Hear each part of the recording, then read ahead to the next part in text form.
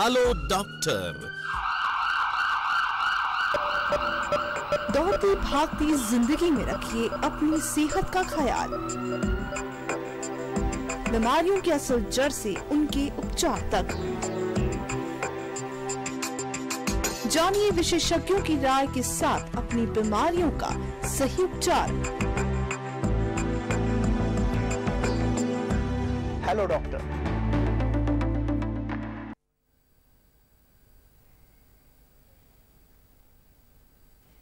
नमस्कार। Hello doctor live कार्यक्रम की इस कड़ी में आप सभी दर्शकों का एक बार पुनः स्वागत है। प्रिय दर्शकों, आज इस कार्यक्रम के माध्यम से हम चर्चा करेंगे स्क्रब टाइफस के लक्षणों की, कारणों की एवं उसके उपचार के बारे में। और इसी विषय पर चर्चा और उसके समाधान को लेकर आज हमारे बीच सादर आमंत्रित हुए हैं इंदिरा गांधी आयुर्विज्ञान महाविद्यालय एवं चिकित्सालय के औषधि विभाग में बतौर प्रोफेसर पद पर कार्यरत प्रोफेसर संजय महाजन जी। प्रोफेसर संजय महाजन जी, आपका बहुत बहुत स्वागत है इस कार्यक्रम में। और साथ ही में आप बधाई के पात्र भी हैं कि जिस तरह का शोध आप लगभग 2 दशकों से इस रिक्टिशियल फीवर, जो जानलेवा बीमारी कभी हुआ करती थी, उसमें आपका मानव समाज और मानवता के लिए इतना बड़ा योगदान है, जो कि सच में ही हमेशा सराहनीय रहेगा। और आपकी जो कार्यकुशलता और कार्यप्रणाली है, उसमें कोई भी दो संदेह नहीं। और आपका जो लेवल, नेशनल और इंटरनेशनल लेवल पे जो आपको प्रख्याति मिली है, वो भी एक अपने आप में ही बहुत बड़ा अचीवमेंट है। तो आपका बहुत बहुत स्वागत है इस कार्यक्रम में। आज जानेंगे स्क्रब टाइफस। चूंकि स्क्रब टाइफस का अक्सर देखा गया कि ये बरसाती मौसम और बरसाती मौसम से पहले और बाद में एनवायरमेंटल चेंजेस भी आपके शोध में बताए गए हैं। तो आपसे जानेंगे कि ये स्क्रब टाइफस किस तरह की मर्ज और किस तरह की बीमारी है। धन्यवाद डॉक्टर विमल। जैसा कि आपने कुछ बता ही दिया है कि ये एक जो स्क्रब टाइफस है वो एक जानलेवा बीमारी भी सिद्ध हो सकती है, पर ज़्यादातर इसकी जो प्रेजेंटेशन है या इसके साथ जो मरीज़ आता है, ये जिसको हम बोलते हैं कि एक्यूट अनडिफरेंशिएटेड फेब्राइल इलनेस, जिसका मतलब ये हुआ कि ऐसा बुखार जिसको हम किसी भी ऑर्गन को इमीडिएटली नहीं बता सकते कि इससे रिलेटेड है। जैसे कि मैं बताऊं कि जैसे यूरिनरी ट्रैक्ट इन्फेक्शन है, तो उसमें कुछ सिम्टम आएंगे कि पेशाब में जलन है, या फिर अगर खांसी है, निमोनिया, तो वो सिम्टम्स जो हैं वो पॉइंट आउट कर देते हैं कि इस ऑर्गन से है। बट ये जो स्क्रब टाइफस है, इसको एक्यूट अनडिफरेंशिएट, यानी कि बताया नहीं जा सकता कि शुरू में कि ये किस ऑर्गन से आ रहा है जी, तो उसके साथ प्रेजेंट करता है। तो जिस तरह के बरसाती मौसम, और अक्सर देखा गया है कि हॉस्पिटल में जब भी बुखार का कोई मरीज आता है, उसकी पुष्टि करते हैं, तो स्क्रब टाइफस का जो टेस्ट है बहुत ही महत्वपूर्ण बन जाता है उसे कराना। सो अक्सर आप बता रहे हैं कि जो इसके लक्षण हैं वो कई बार कई बीमारियों से मिलते जुलते हैं, पर यह भी देखा गया, आपके शोधों में ये भी बताया गया कि कई बार जो अगर टाइम की लैप्स हो जाए या टाइम ज़्यादा हो जाए, तो कई बार अक्सर इस तरह के पेशेंट हॉस्पिटल में मल्टी ऑर्गन डिसफंक्शन, जैसे आप बोलते हैं कि जब सारे अंग आपके काम करना बंद कर गए हों, तो वो भी इस ऐसे स्टेज में पहुंचते हैं कि जब उन्हें बचाना मुश्किल हो जाता है। तो आज ये जानना अति आवश्यक बन जाता है कि जो दूसरे बुखार जो आजकल जो वायरल हैं, कई और टाइफाइड तरह के भी बुखार हैं, सो इसमें क्या विशेषता है, जो इसका बुखार है वो किस तरह का शुरू होता है। और अक्सर जो हम इस बुखार में ये बात करते हैं कि वो एक कोई जो चिगर है जो वो काटता है और वहां पे एक तरह का एक वो निशान बना के चला जाता है। सो वो क्या चीज है और उसको भांपना जरूरी बन जाता है। उससे पहले शुरुआती दौर पे क्या क्या वो अलार्मिंग सिम्टम्स हैं जो आपको समझने बहुत जरूरी बन जाते हैं। देखिए, बरसात के मौसम में वैसे भी बहुत सारे बुखार आते हैं। जैसे वायरल बहुत कॉमन है, जिनमें से डेंगू फीवर बहुत कॉमन है, और भी कई वायरल बुखार आते हैं। तो शुरू में लक्षण उनके एक जैसे ही होंगे, जिसमें बुखार आएगा, शरीर में दर्दें होंगी, ऐंठन आ सकती है, और ठंड के साथ, कपकपी के साथ बुखार आ सकता है। ये इसके शुरुआती लक्षण होते हैं, जो कि आपको डेंगू फीवर से या बाकी वायरल इलनेस से इसको डिफरेंशिएट करना थोड़ा मुश्किल हो जाता है। और दूसरा, सबसे एक महत्वपूर्ण बात ये है कि इसको जब भी हम इसके लक्षणों की बात करते हैं तो हम इसको दो तरीके से इसको डिवाइड कर लेते हैं कि जैसा पहला लक्षण पहले है जो एक हफ्ते के अंदर अंदर है, जैसे भी जी ये बुखार, जैसे किसी जो चिगर आपने बोला जिसको हम कॉमन लैंग्वेज में घुन भी बोल सकते हैं जी। तो घुन जैसे काटता है उसकी हम बात करेंगे कैसे होता है वो। उसके काटने के लगभग 6 से 7 दिन के बाद बुखार के लक्षण आना शुरू होते हैं, और जैसा बताया कि शायद वो नॉन स्पेसिफिक सिम्टम्स होते हैं और लगभग ये सिम्टम 1 हफ्ते तक रहते हैं। अगर 1 हफ्ते तक उस मरीज को, कुछ मरीजों में अगर इलाज ना मिल पाए तो जिसको आप फिर ये सारे शरीर में ब्लड के खून के माध्यम से सारे शरीर में फैल जाता है, और उसमें फिर मल्टीपल ऑर्गन, जिसको आप मल्टीपल ऑर्गन डिसफंक्शन सिंड्रोम बोलते हैं, जिसमें किडनी, लिवर, हार्ट, मसल और ब्रेन, ये सारे ऑर्गन डेवलप होना जो है उसमें इन्वॉल्व हो जाते हैं, और धीरे धीरे इन सारे ऑर्गन्स का जो है वो काम करना थोड़ा कम होता जाता है। और अगर उस टाइम पे भी अगर इनको पूरा इलाज ना मिले तो देखा गया है कि अब 10% के जो लोग हैं वो उनकी मृत्यु हो जाती है, और ये काफ़ी ऐसी स्टेज पे पहुंच जाता है कि जिसमें क्रिटिकल केयर, उनको ट्यूब भी डालनी पड़ सकती है, उनको वेंटिलेटर से भी इलाज करना पड़ सकता है। तो ये इसके लक्षण है, शुरुआती लक्षण। ये जैसे मैंने बताया कि फीवर होगा, बुखार होगा, जो शुरू में तो शायद किसी दूसरे बुखार से डिफरेंशिएट करना मुश्किल होता है, पर इसमें एक ध्यान देने वाली बात ये है कि ये बुखार जो है, जैसे जिस सीज़न में जैसे बरसात होती है, तो बरसात शुरू होने से लगभग महीने से 1.5 महीने के आसपास ये बुखार आना शुरू होता है। तो हमारे यहाँ हिमाचल में हमने देखा है कि अगस्त के दूसरे हफ्ते में इसके केसेस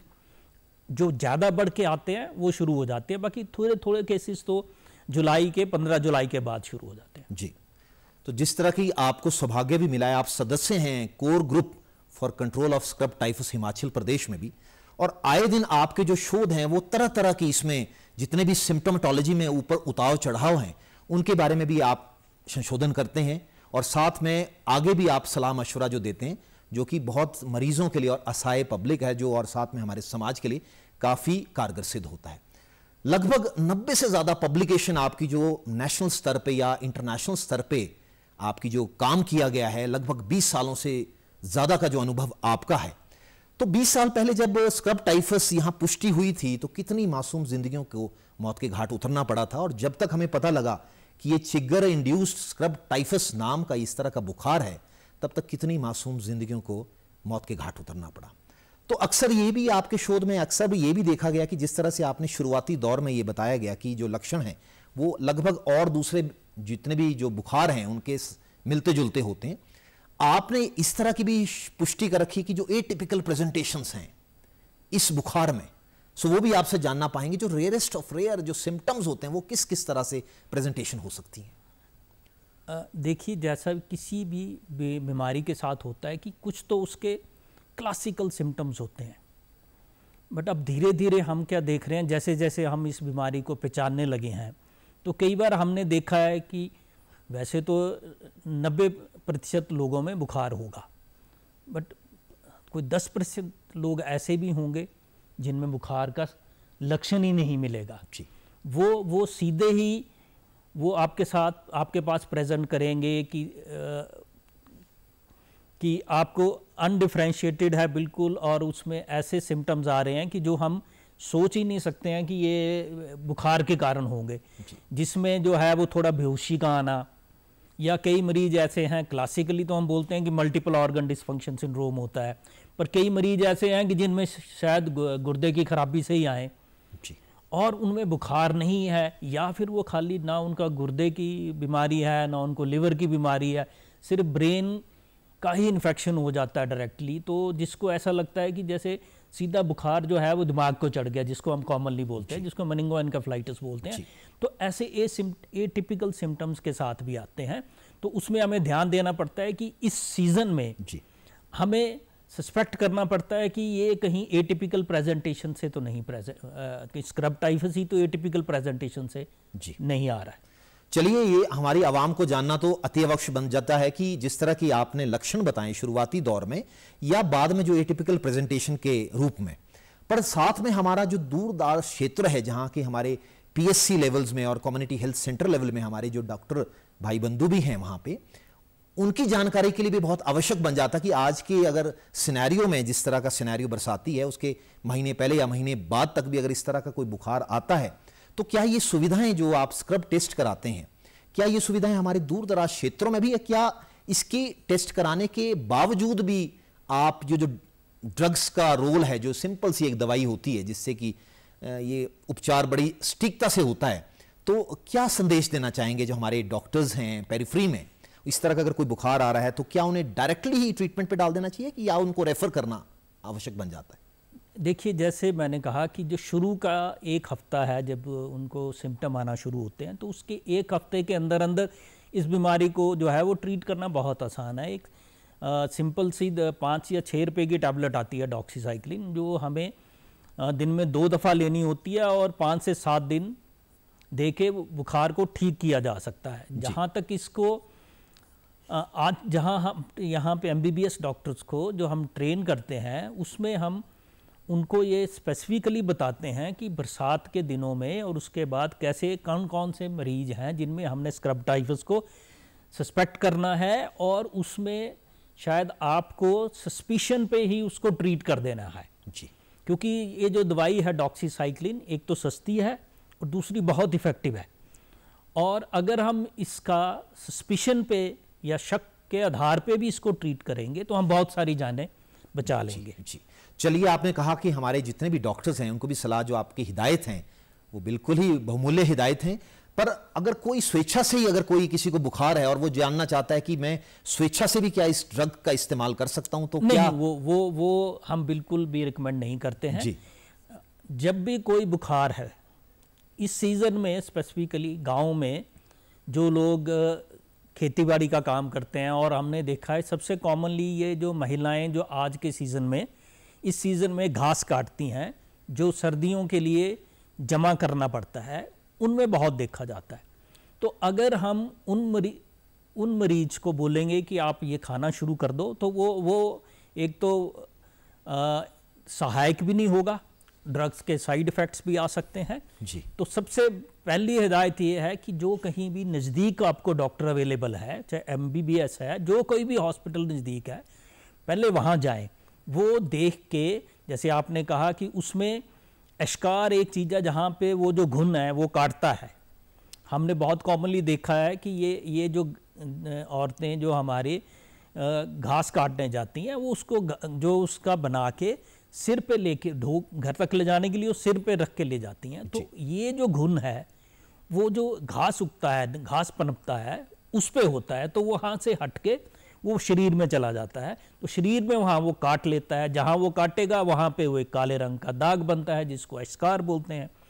तो लगभग आधे लोगों में वो एशकार मिल जाता है हमें। तो वो जो आपके जैसे ही आप डॉक्टर के पास जाएंगे वो आपको एग्जामिन करेगा, और वो अगर एशकार मिल गया तो उसका ट्रीटमेंट जल्दी स्टार्ट हो जाएगा और कोई इन्वेस्टिगेशंस की ज़रूरत नहीं है और आपका इलाज वहीं हो जाएगा। जी। तो चलिए, जो हमारी महिलाएं हैं, बहनें हैं और जो हमारी माताएं हैं, क्योंकि अक्सर जितना भी कार्यभार है, जो दायित्व है समाज में, गांव में, वो अक्सर महिलाएं ही उसको उठाती हैं, और साथ में जिस तरह से बरसाती मौसम पे भी बाहर जाना पड़ता है, घास या आप जैसे बता रहे हैं कि वो भी काटना पड़ता है, तो आपके अनुभव से क्या वो तरीका होना चाहिए कि घास भी वो काटें और साथ में वो जो घुन है वो भी शरीर में आने की जो संक्रमण है वो कम हो जाए? तो ऐसा कोई बचाव के पहलू आप कोई हमारे दर्शकों को देना चाहेंगे? देखिए, जब भी घास के लिए जाना है तो सबसे 2 तरीके से हमारा कांटेक्ट है। एक तो जो हमने जहाँ ज़मीन पे चल रहे हैं, घास में चल रहे हैं, वहाँ से आएगा, या फिर जैसे घास का गट्ठा बना के हम सिर पे रखेंगे वहाँ से आएगा। तो पहली बात तो ये है कि एक तो नंगे पैर नहीं जाना है, दूसरा अगर पॉसिबल हो तो पूरे जूते डालें, और जो आपने नीचे सलवार डाली है उसमें उनको जुराबों के अंदर डाल के रखें, जिसको हम बोलेंगे टक इन करके रखें जी। और दूसरा, जब सिर के ऊपर ले जा रहे हैं तो प्रेफरेबली उसको सिर के ऊपर ना ले जाएं। अगर फिर भी अगर आपको ले जाना ही है तो फिर अगर उसमें जैसे अगर कोई पॉलीथीन का या कुछ बना के पहले वो रखें, उसके ऊपर घास रखें। और घर पहुंच के सबसे इंपॉर्टेंट चीज़ है, घर पहुंच के जो कपड़े डाल रखे हैं उन कपड़ों को उतार दीजिए और अगर पॉसिबल है तो साबुन लगा के नहा लीजिए। और सबसे कॉमनली जैसे मैंने कहा, गर्दन में और आर्मपिट्स के नीचे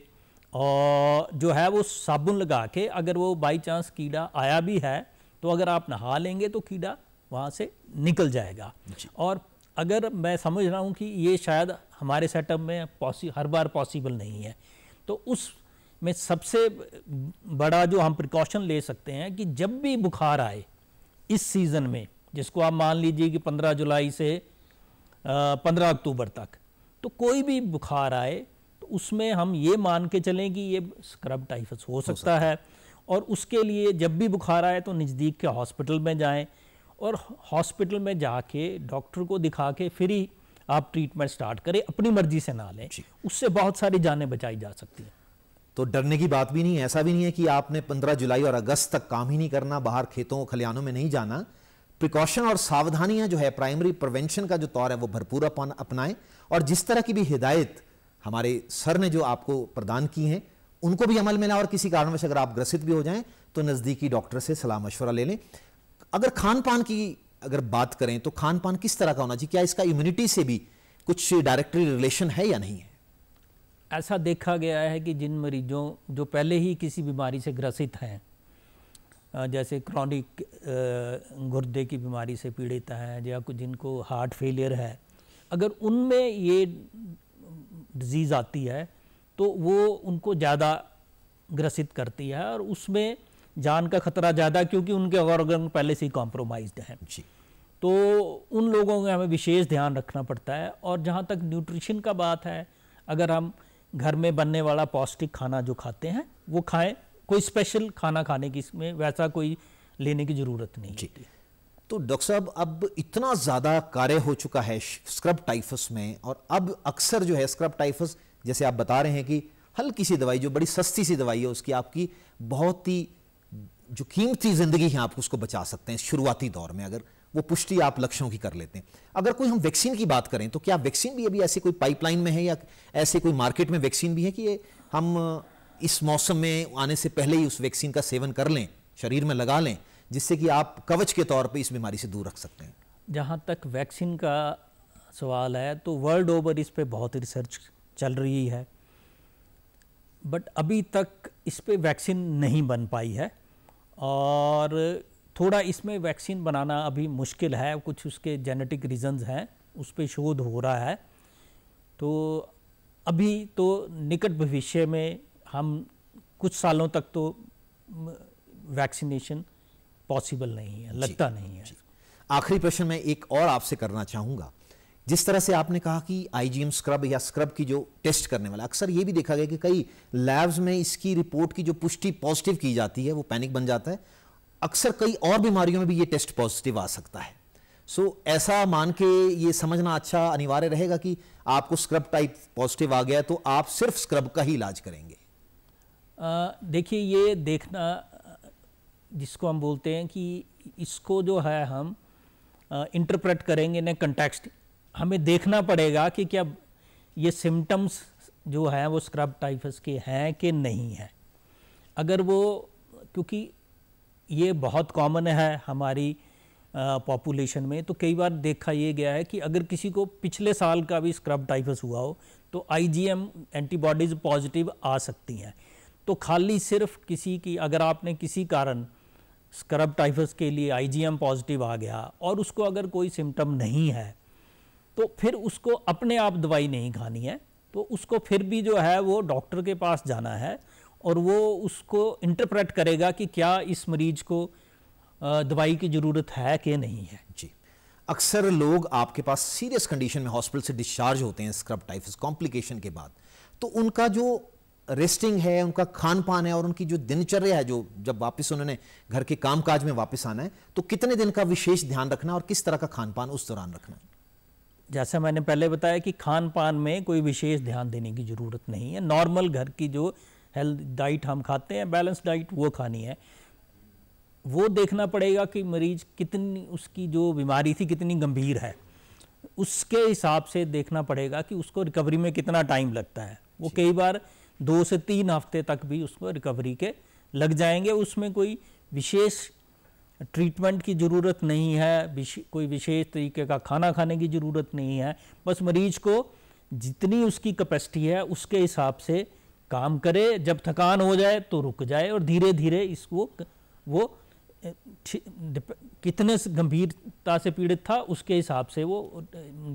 2 हफ्ते, 3 हफ्ते, 4 हफ्ते में मरीज ठीक हो जाएगा। डॉक्टर साहब, समय का अभाव है, आज आप हमारे इस कार्यक्रम में आए और बहुत ही महत्वपूर्ण जानकारी हमारे दर्शकों से साझा कर उन्हें लाभान्वित किया, तो मैं तमाम दर्शकों की ओर से आपका धन्यवाद करता हूं। तो दर्शकों, ये थे प्रोफेसर संजय महाजन जी, जो कि विश्व विख्यात है, जो कि इस स्क्रब टाइफस में इनका इतना बड़ा योगदान है और जो इनकी रिसर्च इतने बहुमूल्य हैं, शायद आपके साथ साझा की हैं इन्होंने, आपके काम आएंगे। आप अपने आप भी सुरक्षित रहें, अपने परिवार वालों को भी सुरक्षित रखें। तो उम्मीद करते हैं आपको यह कार्यक्रम जरूर पसंद आया होगा। अगली बार हम फिर मुलाकात करेंगे एक नई समस्या और एक नए विशेषज्ञ के साथ। तब तक के लिए आज्ञा दीजिए, नमस्कार।